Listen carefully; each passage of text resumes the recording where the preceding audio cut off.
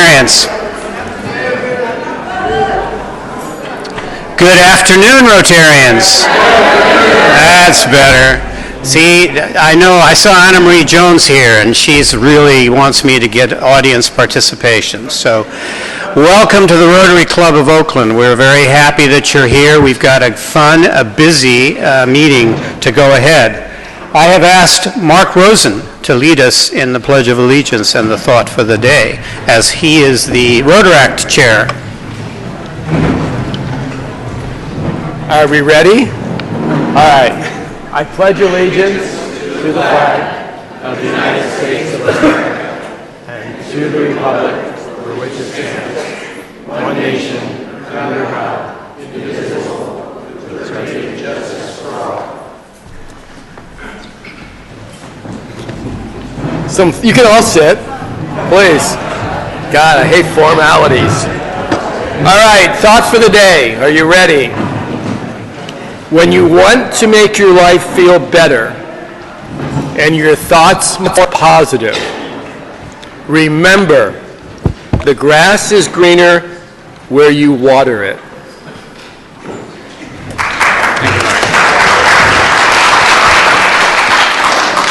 Thank you, Mark. So I'm afraid I have to start the meeting today with some sad news.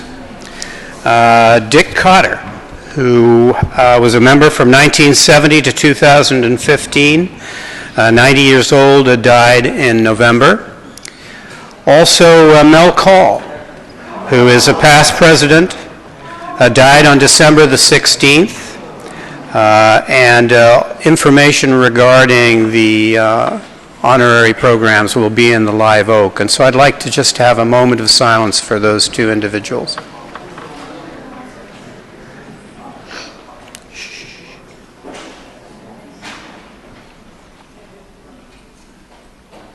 Thank you.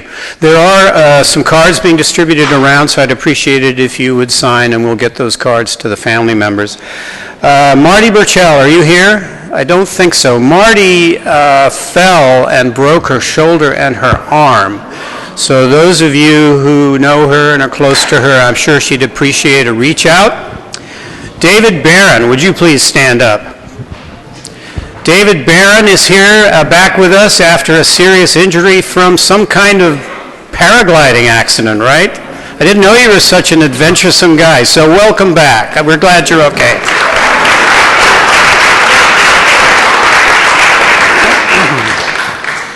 Ed Jelen, you have a mic. I think I saw some whole bunch of things next to your table, a bunch of little slips of paper. We do have them, great. President Peter, and we have a lot of visiting Rotarians today, so this makes up for last week when we didn't have any. Anyway, there'll be a more formal introduction later, but first I would like to introduce past Rotary International Director from the Rotary Club of Oakland Uptown, up at the head table, Brad Howard.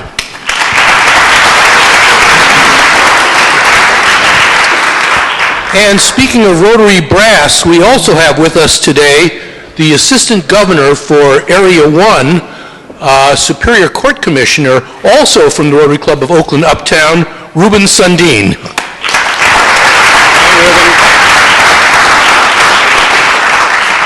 We also have with us a content director and a freelance marketer from the Rotary Club of Oakland Uptown, Brandy Saldana.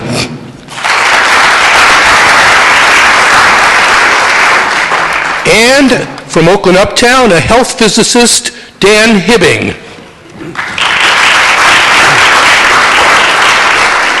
And we're on a roll, and continuing our roll here, from Oakland Uptown, a safety specialist, please welcome Armando Cortez. Thank you, President Peter. Thank you. And Dan Hibbing, Dan is the president of Oakland Uptown. So Dan, I'm so glad you could join us. I'll return the favor shortly. All right. So those members who have guests, let's have you stand and introduce your guests. Thank you very much. I see Leanne Alameda with a mic. Hello, thank you, President Peter. I'm excited to introduce my guest, Corey Knott. And Corey is building communities for business owners and has just put in his application to join our club.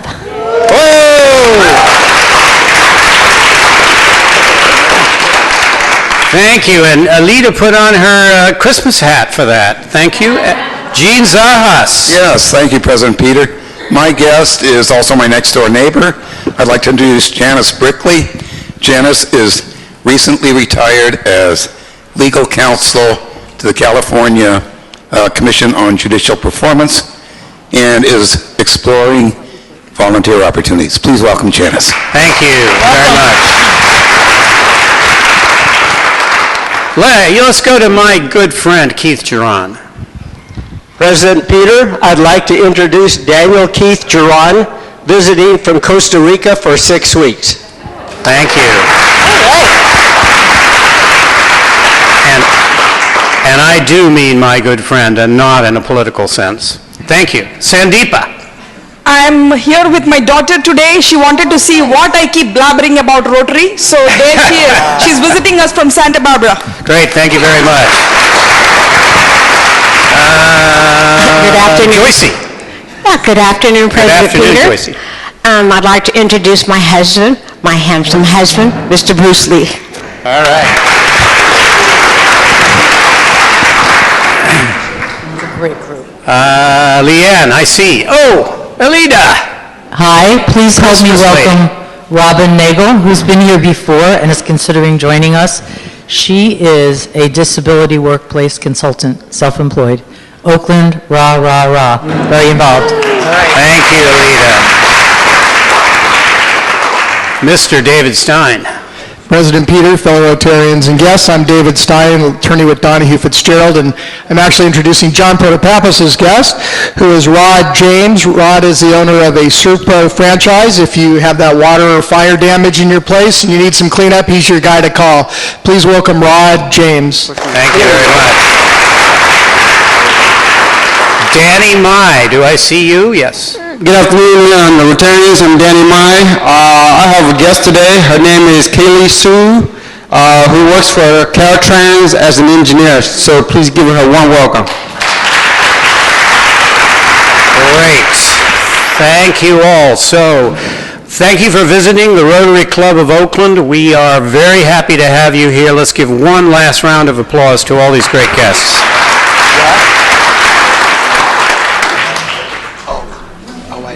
All right, Beth. So this is Miss Beth Hellman, who is going to tell us a little bit about Mills College. She is our sponsor today. Beth? Thank you, President Peter. It's a great pleasure and privilege to be a sponsor of the Rotary here in Oakland. I have the gift of being president of Mills College, which is Oakland's independent college. We offer education to women and have since 1852. We were founded the same year as the city of Oakland. You'll see some information on your tables, a little fact sheet about who Mills is. You'll see that our students reflect the great state of California. We have some proud Mills alumni who are actually here with us today. That's true in every audience that I visit in Oakland. It's also true when I visit across the Bay Area, across California, across the country, and across the world. Mills offers graduate programs, which are now about a third of our academic programs, to persons of all genders. And we always have since they were first started in the 1920s. I hope most of you have been to our campus. It's 135 acres over in East Oakland. We were fortunate enough to host the Rotary last summer in May. I just want to tell you a quick story about someone else we hosted on that same lawn a few weeks after the Rotary visited us that will give you a sense of what Mills is. So a few weeks after the Rotary came to Mills and celebrated a farm-to-table event using our community farm right to our beautiful lawn in the middle of the campus, we had an event to give awards to some of our alums. One of those was a class of 2007 graduate named Daisy Gonzalez. She's the Deputy Vice Chancellor of the California Community College Systems now and oversees the distribution of some $10 billion that California invests in its community colleges. And Daisy is an example of the kind of person who comes to Mills and succeeds and then makes the path later for those who come after her a little easier to follow. Daisy was in foster care in California, in the Los Angeles region, starting from the age of 2. She came to Mills, became the first Latina to actually enter the UCSB graduate program in sociology. She became so concerned about the plight of others who faced challenges like what she did that she zoomed to the top, and she was the youngest budget analyst in the state legislature at the age of 23. She had really an extraordinary career. And she also had a somewhat rocky time at Mills College. She told us that many of the rules that govern our students are in place because of the protests and the demands that she and her classmates brought to Mills, which was not as welcoming a place to all kinds of graduates, all kinds of students as what we are today back then, and we still have room to grow. Our students reflect the great state of California, but not all find it as easy to succeed as others do at Mills, and we're working to change that and make it possible. I also want to point out to you that Mills is on the endangered species list. Small liberal arts colleges are under some threat at a time when the premium that's being placed on research universities and on direct access to careers makes a difference. And I'd love you to demonstrate your faith in Mills by visiting us to come to our pool, by volunteering at the community farm, by sending students who you think would benefit from a top-notch liberal arts education to Mills, and also by mentioning Mills with those refrigerator magnets that we put on your table. So thank you, President Peter. Thank you.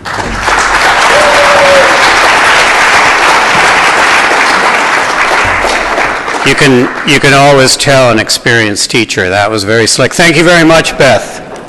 So, Tom Freeman, would you stand up, please? Is Tom here? He isn't here. So, Tom Freeman came by today with an envelope, and he said, Peter, would you please auction off these tickets to Harry Potter? All right? So there is, apparently, I hadn't known anything about this, but there is a show at the Current Street Theater on called Harry Potter, the Story, the Cursed Child. Thank you. And it's a show that's on Saturday, December the 21st, and it's a two-part show. You go to one show at 2, and then you go to the second part of the show at 7:30. The face value of these two tickets in the mezzanine is $556. And I will sell them to anybody who contributes $200 to ORE. Is that too much for folks? Saturday, All right, I see. President-elect Seth Butner has contributed $200, so thank you very much, Seth. Oh, wait a minute. Seth is going to give us $200. Is anybody going to go for $250? I did that because he was doing this, and I guess that means that I'm supposed to try and get more money. So come on, let's get some energy. Anybody? $250. 2 tickets, $556? It's going once. Saturday the 21st, it's Harry Potter. Come on, take a grandkid. I didn't hear. I'm still not seeing. Going twice. I'll pay you $500. Oh, man. That's $500 to the Oakland Rotary Endowment, which supports all of our local programs. Seth, thank you very much. Appreciate it. All right.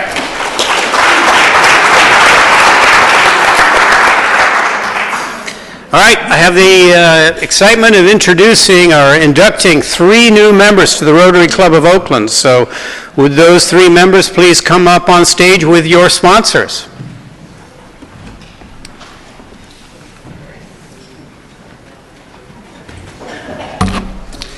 So let's start out with Sandeepa. Go ahead and move across the stage.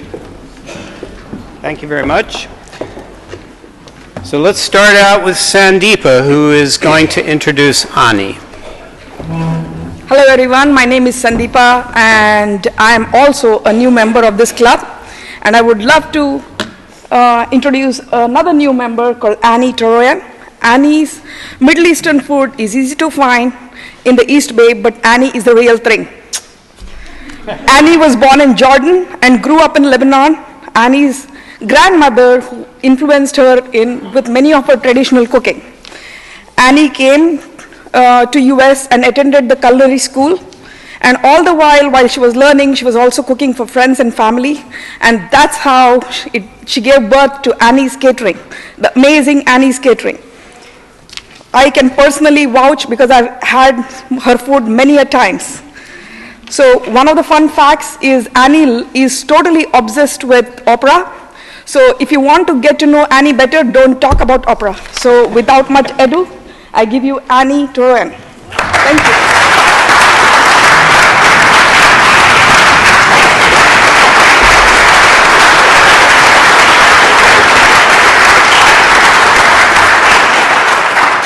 All right, and now, Susie Yokomizo, it's time to introduce Rudy.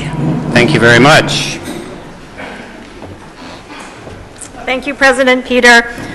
So Rudy is a former colleague of mine who left Bank of America to go join another bank, but he's someone that I noticed as soon as I met him that I loved his energy, and so I found out, different things. He's into music, he owned his own business, and all the while he was developing his career. And the thing I love about Rudy, and the reason I'm really glad he's joining the Rotary, he's this idea guy who can never sit still. And so I know Peter's already picked up on that, and he's, he wants to join the Rotary because he wants to contribute, but he also wants to help bring in ideas to help recruit new members, which I think is really fantastic. So I am very pleased to introduce my former colleague and good friend, Rudy Alcala.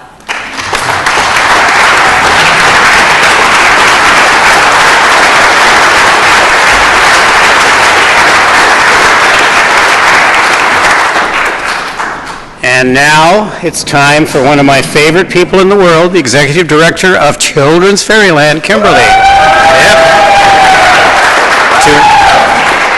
To introduce Tommy.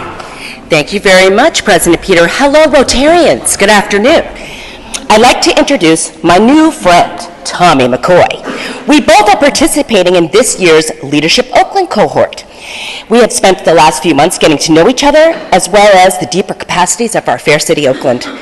Tommy was born in the East Bay and grew up in Berkeley. His roots run deep in this town, though. His dad owns a construction company in Oakland, and his mom is a therapist in Berkeley.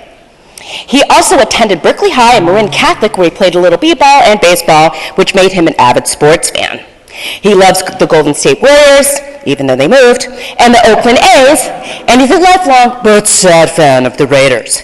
Because his sister is a professor at the University of Michigan, he's also become a huge Wolverines fan. He has also two brothers. One is a physician in Oakland and one a landscape architect in the East Bay. His parents taught him at an early age the importance of giving back to his community, hence becoming a Rotarian.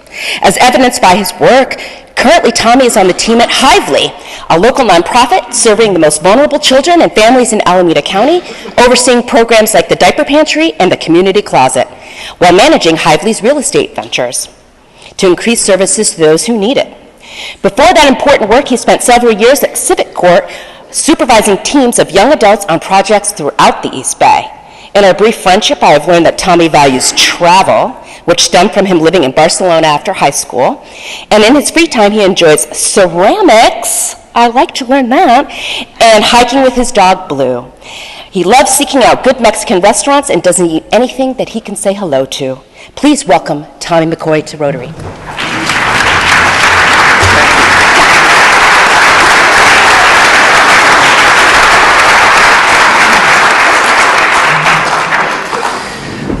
All right, thank you very much. I'm going to ask Brad Howard to please present the pins as we do our induction ceremony. We are extremely happy that you have chosen to join us, and please know that we want your family and friends to join us for lunch or participate in our projects and events. By accepting our membership, you have adopted our vision that together we see a world where people unite and take action to create lasting change across the globe, in our communities, and in ourselves. We hope that you wear your Rotary pin and find pleasure and fulfillment by attending our meetings, participating in our service activities, and by contributing to our own Oakland Rotary Endowment and the Rotary Foundation. it is my privilege and honor to induct the three of you into the Rotary Club of Oakland.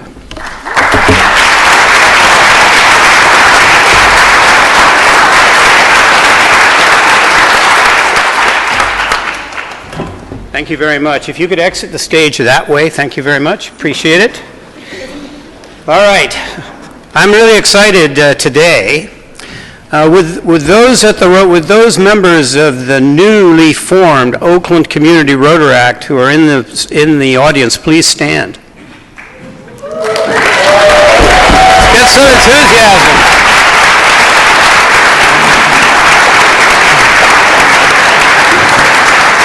So, as long as I've been on the membership team, thank you very much. As long as I've been on the membership team, we've been talking about creating an Oakland Community Rotaract, and I happened to be at a Hope event a couple of months ago, had a long conversation with Diana, who's going to come up and tell us a bit about what they're going to do. Diana Garcia, I am so happy that you are and Mark Rosen have put together this club, so please come and tell us about Oakland Community Rotaract.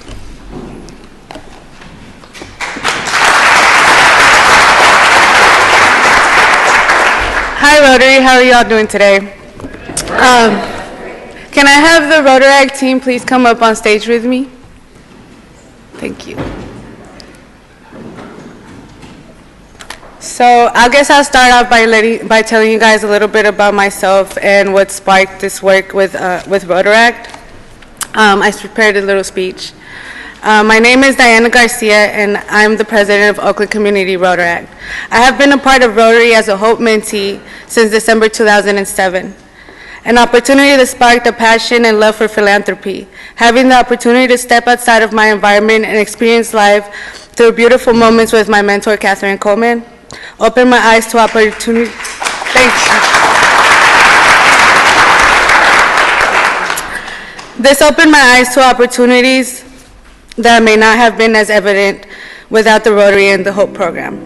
After trips to museums, nature walks, and much more, I fell in love with the world through art, which sparked a desire to help the artist community in Oakland, which is how I became the founder of Lit Side Artists Association, a nonprofit dedicated to raising funds and creating a safe networking environment for artists in the Bay Area. I founded this in 2016. As the president of Oakland Community Rotaract, my mission is to inspire and advocate our community has been strengthened. Working with Rotary, I am sure that this team of dedicated and inspiring individuals will make an impact to strengthen and advocate for the Oakland community. Thank you, Rotary, for all that you have done and continue to do for our community.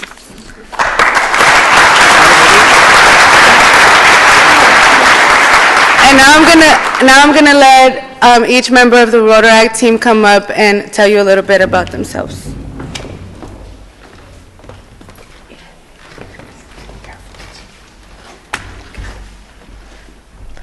Hi, my name is Edith Mariscal. I am a waitress, manager, photographer, stylist, etc. I am a Rotaract because I want to be the change that I want to see. Yeah.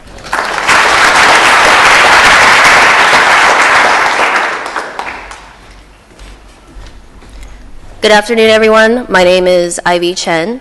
I am also a freelance photographer. I was very inspired when I met Versol and Diana when they were talking about what they wanted to do for the Oakland community.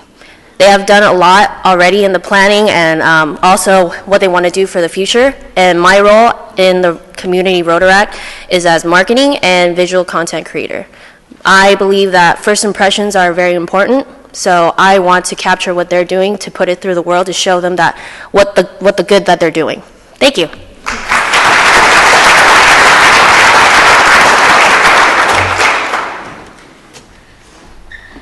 Hello, everyone. My name is Cristiana Roverso. I am a caretaker for my grandmother, Sachiko Roverso, and a alternative hip-hop MC, producer, and sound engineer. I am a Rotaract because I am passionate about bringing the people in my community together and organizing with my community to help make it a better place for our future generations, the youth, the young men, women, and children out here.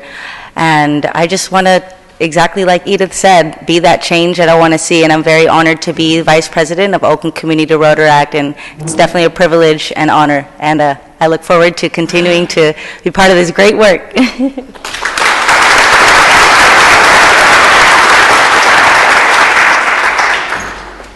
Hello everyone, my name is Angelique Clarice Lata, and I am the Business Development Head for Rotaract, and I'm also a project associate at Airbnb, as well as a mixed media artist where I combine both tech and art to tell people stories and open up different perspectives. And I first came upon this opportunity because of Chris Reversal, and I feel honored to be a part of a network of so many amazing people, as well as team members, to change the community.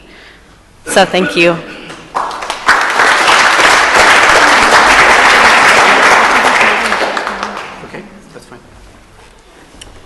Good afternoon, Rotary. My name is Devontae Brooks. I'm also a former Hope mentee, Alex Greenwood.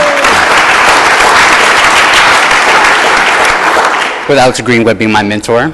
I am a student pursuing mechanical engineering. I'm also a graphic designer, mural painter, artist along those lines. I am the Oakland Community Rotaract Treasurer, and I'm looking forward to doing amazing things with this group of people, and looking forward to letting Rotary see what we do. Thank you. Thank you, everybody. That's the Oakland Community Rotaract team. I prepared a 1-minute video that we can start playing now. This is the beginning of Rotaract. So we have weekly meetings where we had one event last month where we paired up with Covenant House of California, a charity that focuses on housing homeless youth in the community. We raised about $500 and a bunch of donations, blankets, clothing, jackets, socks, and things like that we will be taking to Covenant House tomorrow. And this is our event.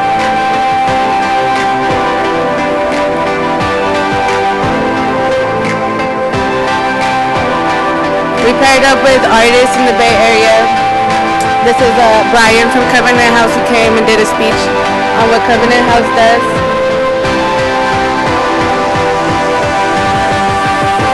This is the first of many Rotaract community events to come. Each event we will be pairing up with a different charity in Oakland and donating some funds and volunteering with them.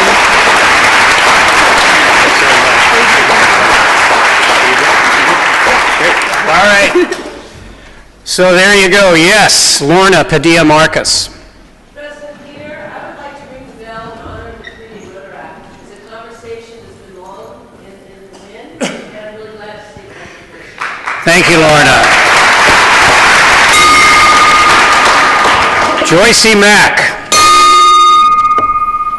Stephanie Cassandra. Seth Butner. Jack McAvoy, who started Hope. Yes, Jack? Oh, Debo? Where's I don't see Debo. Oh, there you are. It's really hard up here. Debo, guitar. All right, anybody else? Oh.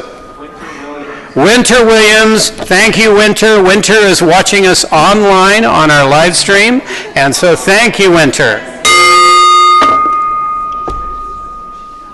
Anybody else? Catherine Coleman? Sure. Testimony? Oh, okay. I should do this. I should just keep going around the room. So, Catherine, this is a testimony to you, too. Thank you very much for everything you've done. All right. We are way behind. Pat.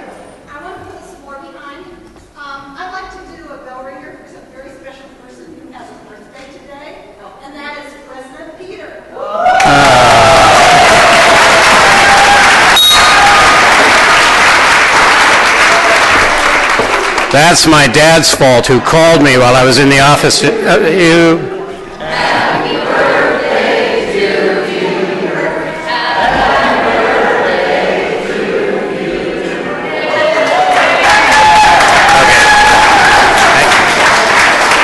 Thank you. All right, so the timing is totally blown. So we're going to skip Keith, we're going to skip us, and unfortunately, so I'm just going to say this is Rotary Foundation Month. This is the last of our efforts at our meetings. I wanted to, oh, I'm sorry, you guys, I should have let you go.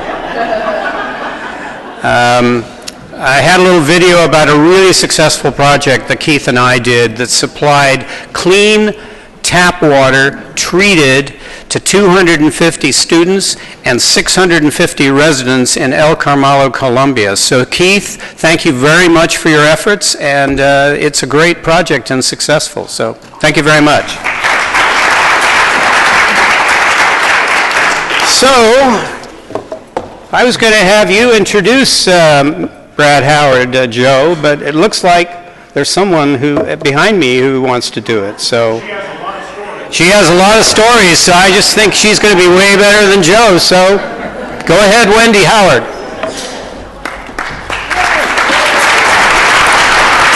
Happy holidays, everyone. Folks, this was the CV that I was handed in an effort to prepare an introduction for Bradford Rural Howard. You can get this online. I thought it would be much more interesting for you, more fun for me, to share some little-known facts that only his sister would remember. When Brad was maybe 6 or 7, in the center of our small living room, there was a card table, and Brad would reconstruct from a kit battleships, aircraft carriers, schooners, trains, meticulously to completion. A few years later, when Brad was homebound, recovering from a very short illness, Brad discovered Graham Kerr, the galloping gourmet. And Brad's love of cooking started. All of his recipes started with a pound of butter, but to this day, he makes the best gravies. A few years later, Brad found and fell in love with Herb Alpert and the Tijuana Brass. Brad took up the trumpet. He did play in the school band. By now, Brad knew he could agitate his sister. I distinctly remember a slumber party. My friends, we were in the family pool in the backyard. Brad and best friend Kim, who lived next door, were heaving big, fat Hawaiian toads over the fence into the pool. Mom obviously thought it was easier to get the girls out of the pool than to go next door and kill Brad and Kim. Too much paperwork. When Brad was in high school, Brad secured a lead role in the school musical, You're a Good Man, Charlie Brown. I won't tell you what part he played, but he still remembers all of his lines to this very day.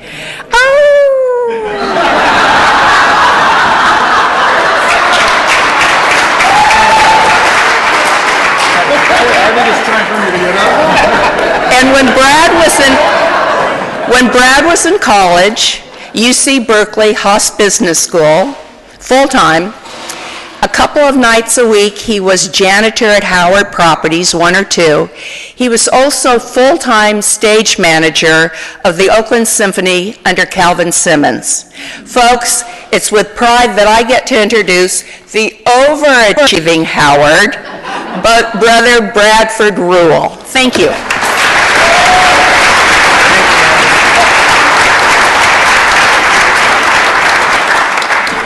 Oh, dear God, that was the scariest introduction of my life. There were so many things she left out. Thank God. Thanks, Wendy. Thank you very much for orchestrating that, of giving me the false confidence that it would be Joe doing the introduction, and then realizing I was really not going to enjoy this that much. Anyway, President Peter, past Sister Governor Ed, Rotarians from the Rotary Club of Oakland Uptown, thank you for coming out. It is great to be back here. I've had an opportunity over time to be able to address this audience, and I am very fond and very much in respect of all that Oakland 3 is, and for what you do in the community and what you do for the people in your club. I mean, the definition of what Rotary is, in essence, in my opinion, is two fundamental pieces, and I think you all would agree. One, you create community. You create the community that's been expressed here today, the friendships, and the ability for you to come together and make a difference in your local community, to connect with one another and say, I just see a need, and you know what, let's get together and figure out how we're going to do this. It's the way that a lot of people see Rotary. They understand what you've done, whether it be something that's done with a youth organization that's part of us, Rotaract, and giving them our values and helping them to achieve and be able to produce in the community, or that you just decide you're going to make a difference in a park and make it a better place for others to see. It's the way that people see us, and in fact, in many ways, it's the way that we see each other. It's the way we get to touch our community and see each other engaged in the process of being a Rotarian. But as much as we do here in the local communities, in fact, it's not our distinctive element. There are many other organizations within our community that do exactly what we do. They make a difference. Many of our clubs, in fact, raise money to fund these organizations. Those funds are critical to their needs and their ability to achieve and make a difference. But while what we do in our local community can be replicated by others, there's a part of us that cannot be replicated by any other organization of which I know. It is what we are able to do in this world that is unique and stands alone. There is no other organization that I have seen that has done as much to affect certain outcomes as what Rotary has endeavored to do. I'd like to read you an article, and perhaps some of you saw this article. It's dated, but I still think it's relevant. And this article proves pretty much what I'm trying to articulate. It was written in the Wall Street Journal in April 12th, 2005. The article in part says, in 1985, when Rotary launched its eradication program to eradicate polio, there were an estimated 350,000 new cases of polio in 125 countries. Last year, so it was referencing 2004, there was 1,263 cases worldwide. More than 1 million Rotary members have volunteered their time or donated their money to immunize 2 billion children in 122 countries. In 1988, Rotary's money and its example were the catalyst for the global eradication drive, joined by the World Health Organization, UNICEF, and the U.S. Centers for Disease Control. In 2000, Rotary teamed up with the United Nations Foundation to raise $100 million in private money for the program. By the time the world is certified as polio-free, probably speculated in 2008, Rotary will have contributed $600 million to its eradication effort. It's incorrect. To this point, our Rotarians, not the Bill and Melinda Gates Foundation, not other organizations, but literally out of the pockets of our members, we have already contributed over $1.5 billion US dollars.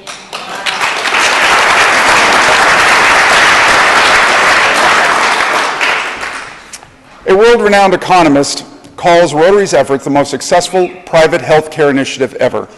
A vaccine company CEO recently volunteered to us that the work of Rotary and the Gates Foundation, both private groups, have been more effective than any government in promoting vaccines to save lives.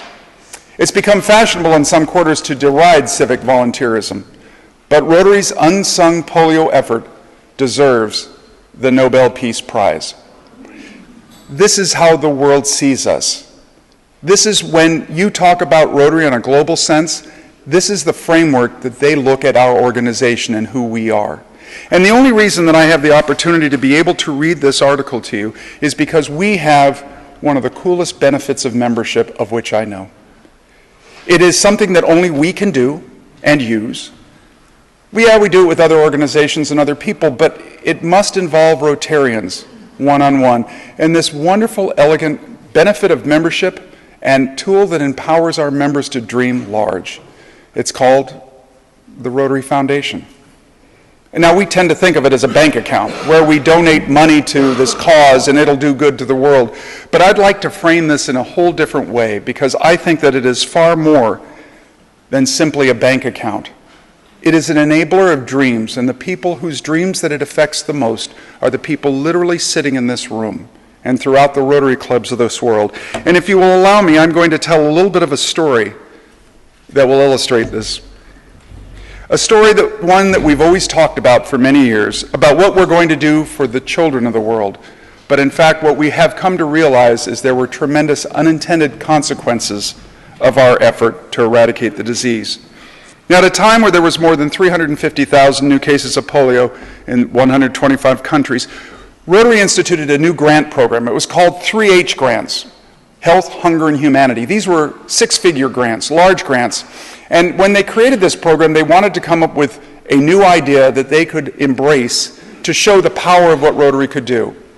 And it was through a group of 3 Rotarians in the Philippines that they said if we could get enough money, we could buy enough vaccines of polio vaccines to distribute to all the children 5 years and younger and eradicate the disease.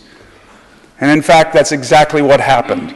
We were able to eliminate polio in the Philippines. Their vision became so clear to us as an organization that we said, you know what? If they can do it there, maybe we could do it globally. And so we decided, based on the success in the Philippines, that in fact what we could do is raise enough money to do this globally. And we calculated the amount. It was $120 million. And that amount was calculated by the base of how many kids are 5 years and younger globally, and what is the cost per dose of the vaccine. We realized it was $120 million. And so we decided that let's go ahead and try and do this so that we would no longer have to look at pictures like this. And so how many of you were in Rotary in 1987 and 88? You remember very well because that was the year that we were determined to raise this money that we'd never raised before in one single year. In fact, we didn't raise $120 million in the 1 year. We raised $247 million. And this is a picture of the convention in Philadelphia where it was announced that that's how much we had raised, and balloons literally rained down on our head. I had the opportunity of being there because I was my club's president that year.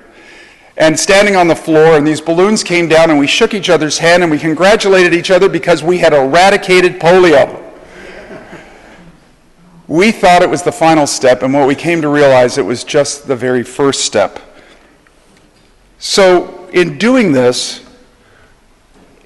eradication of polio, we have actually fundamentally changed our organization.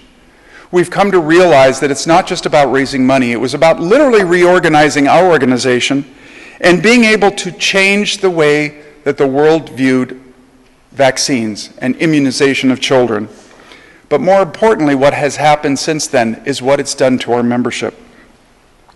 It taught us how to achieve our goals, and what we realized in order to achieve those goals is we had to have a seat at a table with partners. We could not do this alone. And so Rotary decided what it would do is to create the Polio Plus effort. And this Polio Plus effort was to be joined by other organizations. As mentioned, the World Health Organization, the Centers for Disease Control, and UNICEF. Later to be joined by the governments of the world, and fortunately and recently, the Bill and Melinda Gates Foundation. And so Rotary sits at the table of the Global Polio Eradication Initiative as literally the collective conscience of this cause. As we embarked on this journey, we realized that we could affect more than polio as we immunize these children. So our effort was appropriately named as Polio Plus. Measles, tuberculosis, diphtheria, whooping cough, and tetanus were among them. But any time that we've ever been out in the field to do any of the work with polio, and you open the box to see what's in it, you realize there's many other vaccines that are a part of it.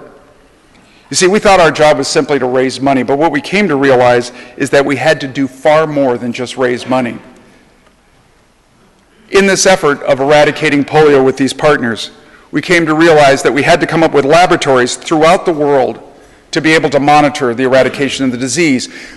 Many of these laboratories are being used for other purposes, and maybe you recall that in 2014, when the Ebola crisis broke out in Liberia and spread to the largest populated country in Africa, Nigeria, into Lagos, it was through our laboratories that they were able to trace and prevent the spread of the Ebola disease throughout Africa. And that is part of the legacy of what we created. But even beyond that, we never even knew that we would have to create what's called a cold chain. Because when you manufacture the vaccine, it needs to be kept virtually at freezing point from the time that it's manufactured until it reaches the mouth of a child.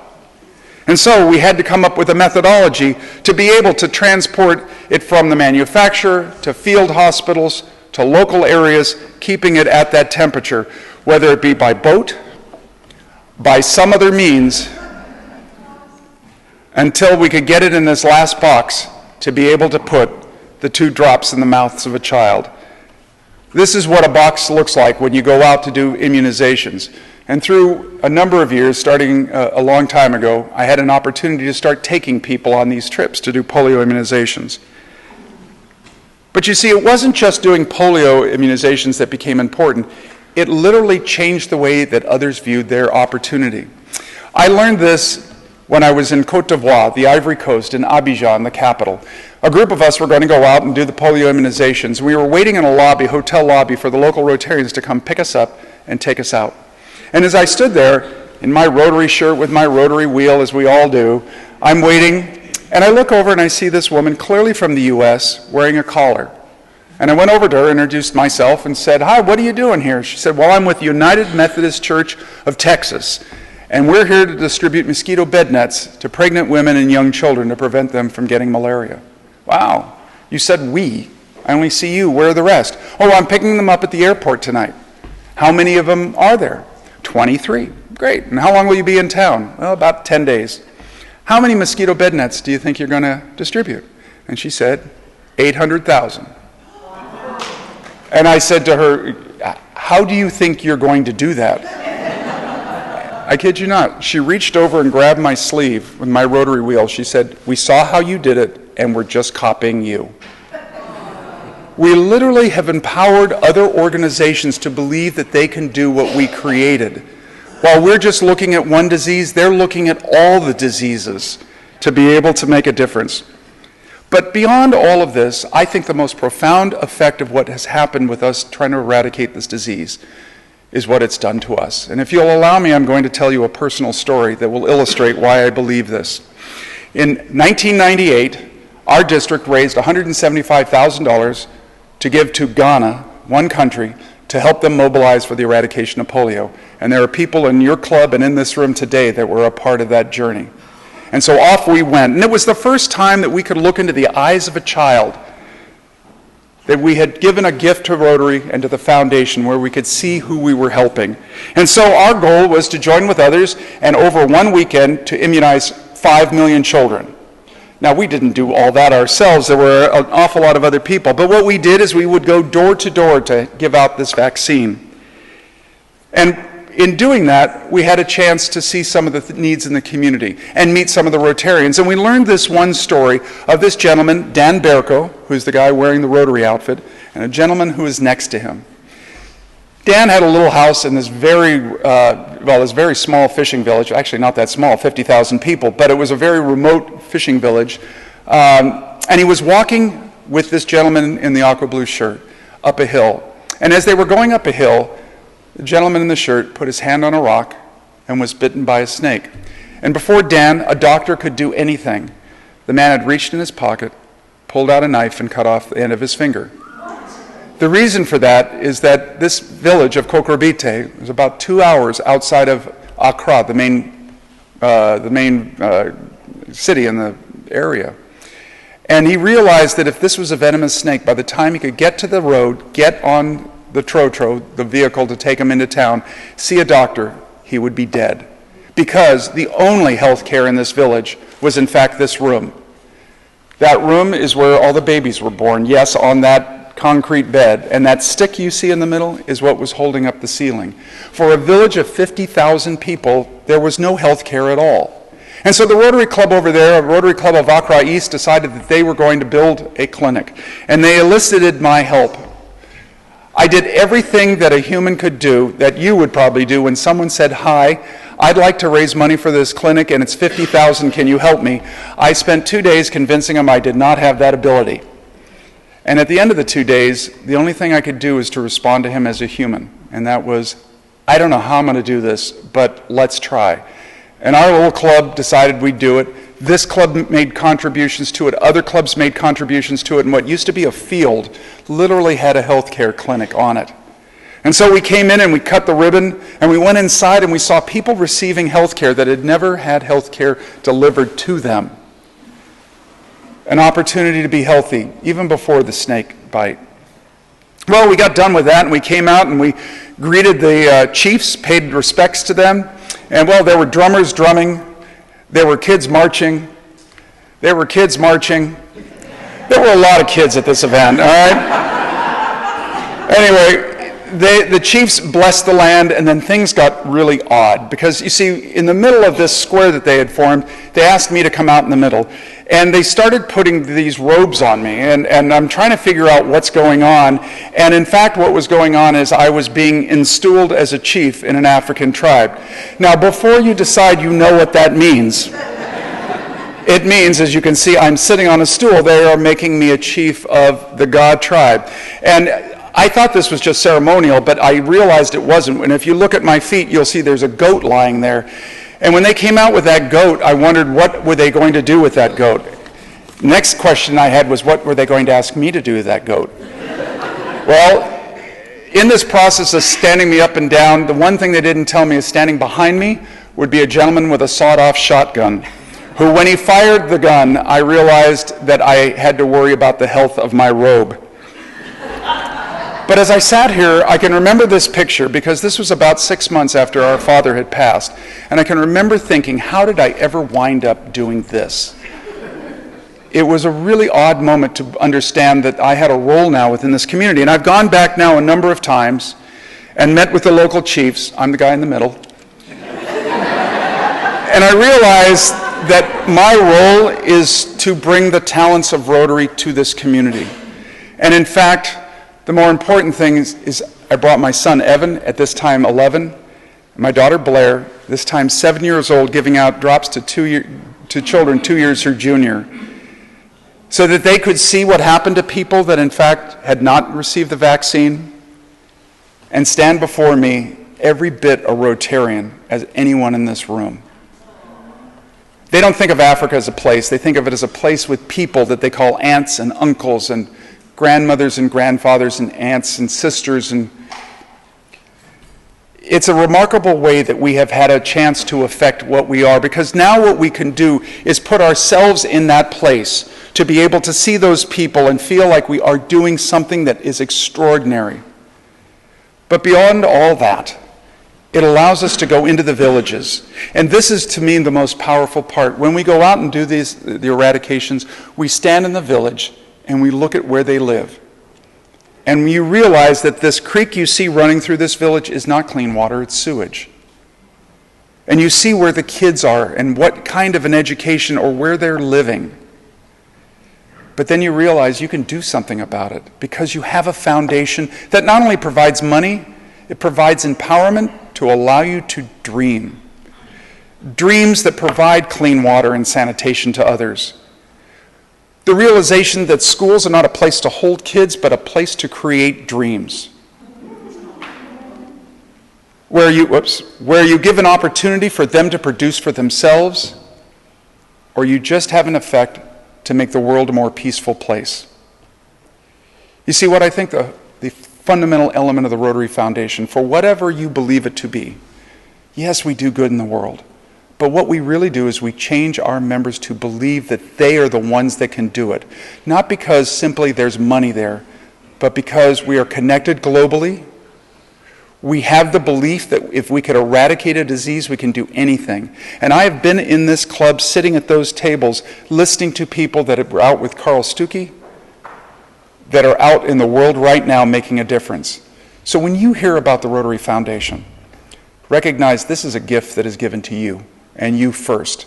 And once you understand what it brings to you, and what Rotary means to that context, you have, in my opinion, received the highest gift that we have to offer any member or anybody, whether you be in Rotaract or whether you be in Rotary. And to that, and for all that you've done, I'm in awe of your abilities, this club, and Rotary. Thank you for having me here today.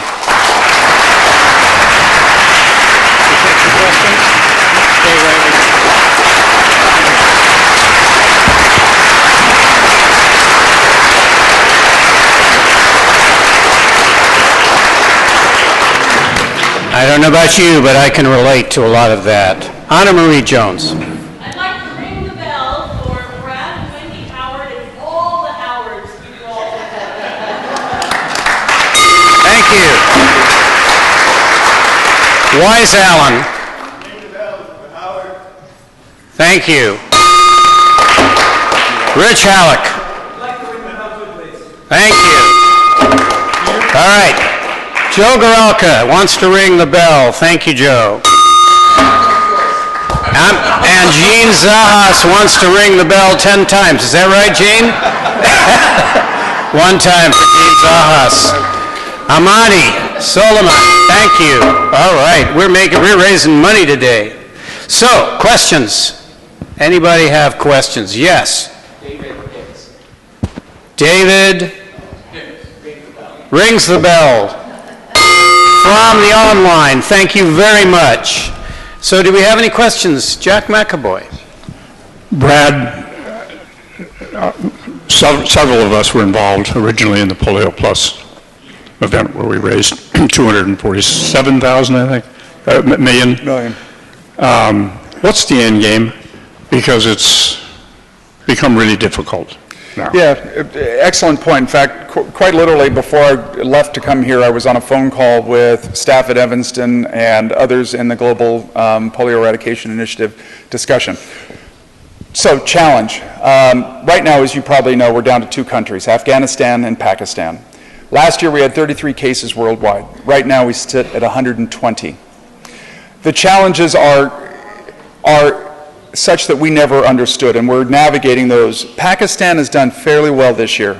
They are at about where they were last year. Afghanistan's become the problem. The Afghanistan problem is that we cannot have access to significant parts of the country. The good news is we're working literally at the highest level of government in Afghanistan, such as the government is. And if you're reading the news, you know there's other issues that are going on and other factors that are going on. A few things that we've done differently is that now we are much more locally mobilized in Afghanistan than we have been in the past, meaning that we're not the ones advocating this, it is local advocacy that is taking place. And that has had some traction in certain places. We are still in the process of raising money. We're about to, and I'm stealing thunder, so don't share this outside of this room, but Bill Gates is going to stand up in San Diego in January and make an announcement that as long as Rotary is raising money, he will match us 2-to-1, which was a limited offer, but he continues to be with us on that. The end game, I could go into a very long expression. The whole goal of what we're attempting to do, assuming we can navigate these problems, is to raise immunization levels, routine immunization levels, things that we take for granted when you go into the doctor, up to a certain level so that it will cover populations. And we can back off of the oral polio vaccine. We use the oral polio vaccine because it's cheap and you don't have to stick someone, so you can get it out broadly. We're in that process in many parts of the world. Africa is about to come off as a no longer endemic continent. And we've just this year announced that the second strain of the virus, type 2, has been eradicated globally. So we're making progress, but we're fighting battles we never conceived even existed. So I don't know if I completely answered your question, but hopefully I got to some of it. All right, thank you very much, Brad. And in case you didn't know, Rotary is trying to eradicate polio worldwide.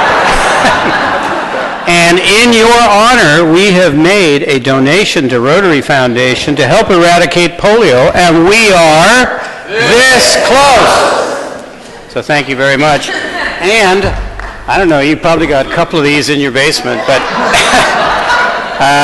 we are happy to donate to you a book written by our own Linda Hamilton outlining the first 100 years of service to this community in Oakland. So thank you very much for your presentation.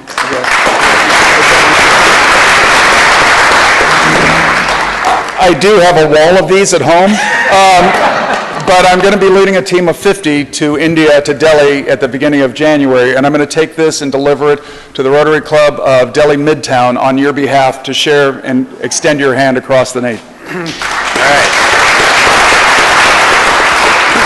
So if our new members can get ready, not right this second, but I'd like you to start walking to the door so you can be greeted. I have a statement that I'd like to read. Last night, the Board of Directors voted to continue to say the Pledge of Allegiance in honor of America at 6 regular lunch meetings close to national holidays and days of national significance. This change will start on February the 13th meeting, where we will celebrate President's Day. After our February 13th meeting, at those meetings that do not start with the pledge, we will honor our commitment to each other and the great work of Rotary with the following statement. Together we see a world where people unite and take action to create lasting change across the globe, in our communities, and in ourselves. Rotary connects us all.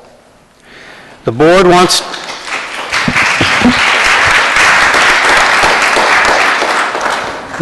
to thank the many Oakland Rotarians who've thoughtfully contributed to the decision-making process, a process that showed that a club as diverse as ours can have a respectful discussion of extremely difficult personal and political issues, where we learn from each other and acknowledge not only our differences, but the strong common bond that brings us together as people of action in the Rotary Club of Oakland.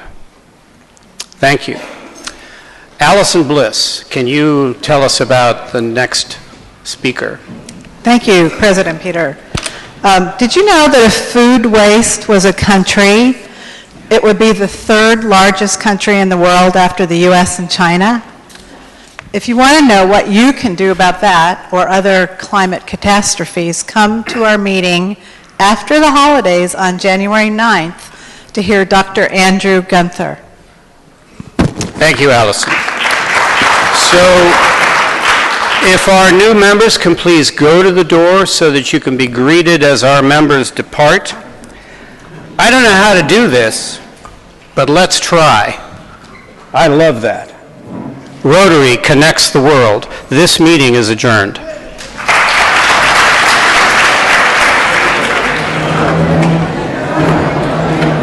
It's always nice to get that notice.